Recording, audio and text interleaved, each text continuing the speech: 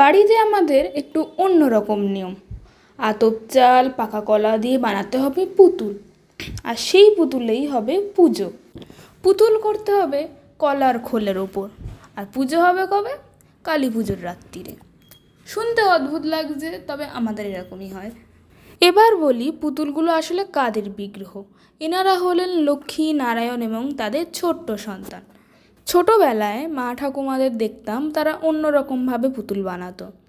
আমার যেন সেটা ঠিক পছন্দ হয়নি।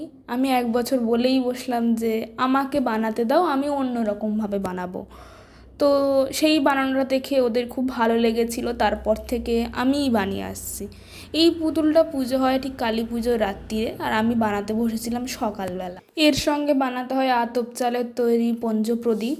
এটা পরের দিন সকালবেলা সুপ্রদীপ হিসেবে দেখাতে হয়। একদমই কাঁচা হাতের কাজ আমার। জানি সব পুতুলগুলো সুন্দর দেখতে লাগছে না, তাও চেষ্টা। ভুল ত্রুটি আর লেট আপলোড সব কিছু মার্জনীয়।